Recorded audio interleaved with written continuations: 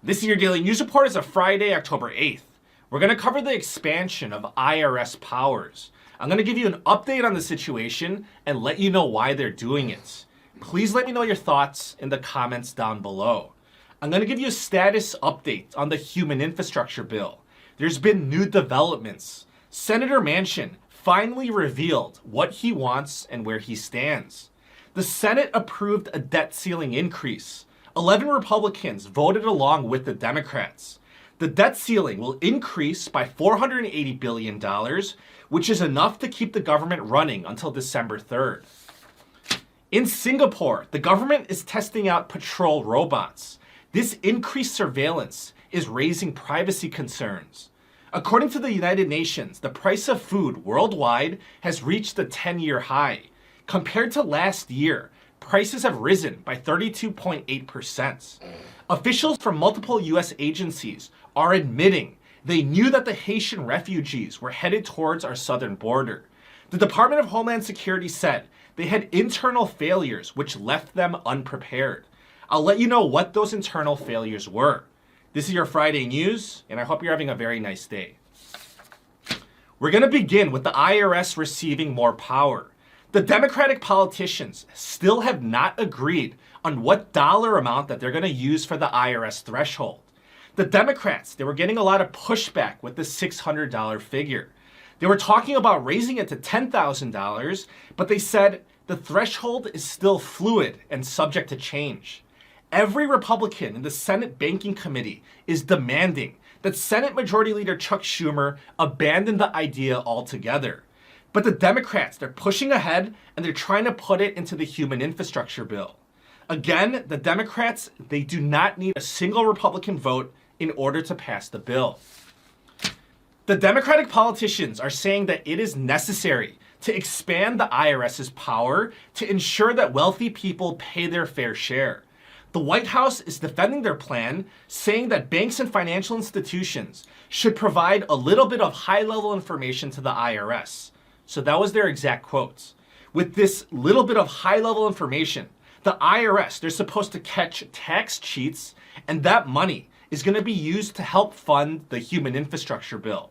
The Biden administration says their plan is going to raise $460 billion over the next decade when taxpayers realize that the IRS has more of their information. Democratic Senator Ron Wyden said, the plan is to target extremely wealthy tax cheats who are able to steal from working taxpayers, not the working class. For that reason, they want information on anyone making transactions of $600 or more. The former Kansas City Federal Bank Reserve President Thomas Honig said, Biden's IRS proposal is an incredible invasion of privacy. It's a massive search without a search warrant. Honig said, if the IRS tracks everyone who does a transaction of $600 or more, it's going to cause the public to have even less trust in the government. Missouri and Nebraska are saying that they're not going to have their banks comply with the new rules. Missouri State Treasurer Scott Fitzpatrick said, turning over transaction data to the federal government is illegal under Missouri law and a gross violation of privacy when it comes to personal financial records. I will not turn this information over to the IRS voluntarily and will fight in court to block any attempt by the federal government to compel my office to comply with this mandate. Fitzpatrick continued to say, if the Biden administration sues me, we will take it all the way to the Supreme Court. We're going to fight every step of the way. In political news, let's take a look at the status of the human infrastructure bill. The bill was originally supposed to cost $3.5 trillion. Senator Joe Manchin says he wants to reduce the price of the bill to $1 trillion to $1.5 trillion. The progressive Democrats are saying if the price of the bill is $2.5 trillion to $2.9 trillion, then they would be okay with that. President Biden said everyone is going to compromise and the bill is going to end up costing around $1.9 trillion to $2.2 trillion. However, Senator Joe Manchin said no, he's not going to go over $1.5 trillion. Senator Manchin told the rest of the Democrats there are three major policies within this bill: the child tax credit payments, paid family leave and medical leave, and child care. Manchin said, pick just one, and the other two, they need to go. So Manchin said, choose. The extension of the child tax credit payments program for 4 more years, that would cost $450 billion. The paid family leave and medical leave, that would cost $500 billion. The child care subsidies, which includes universal preschool, that would cost $450 billion. According to Manchin, 2 of these, they're going to be eliminated along with a whole bunch of other items in the bill. Manchin's goal is to slash $2 trillion from the bill from $3.5 trillion down to $1.5. The progressive Democrats are saying, let's keep all 3 of these priorities, but let's save money by having them all expire sooner. So for example, the child tax credit payments, they're supposed to be extended until 2025. At least that was the original plan. The progressive Democrats are saying, let's cut it shorter to 2023. But Manchin is saying no. Manchin said that he's against spending so much money because it's going to make the inflation situation worse, and he doesn't want America to turn into an entitlement society. Moving on to the debt ceiling situation, the Senate has approved an increase to the debt ceiling. 11 Republicans voted along with the Democrats. Under the agreements, the debt ceiling will increase by $480 billion. This is going to be enough to fund our federal government until December 3rd. So the bulk of the drama has been kicked down the road for 2 months later.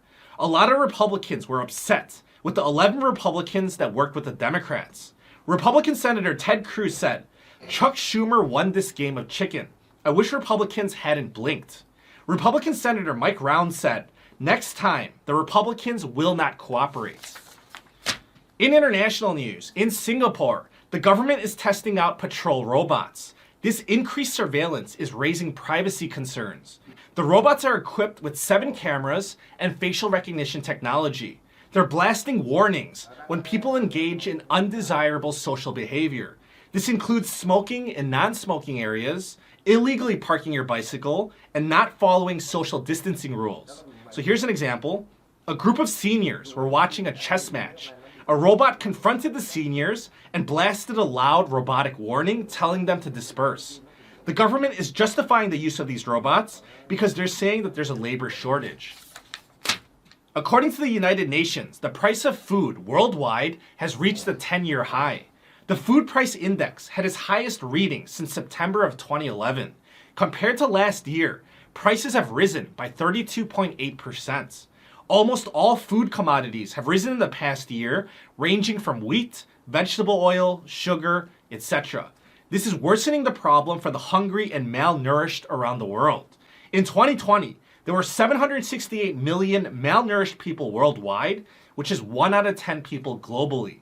And this figure is up by 118 million people from 2019.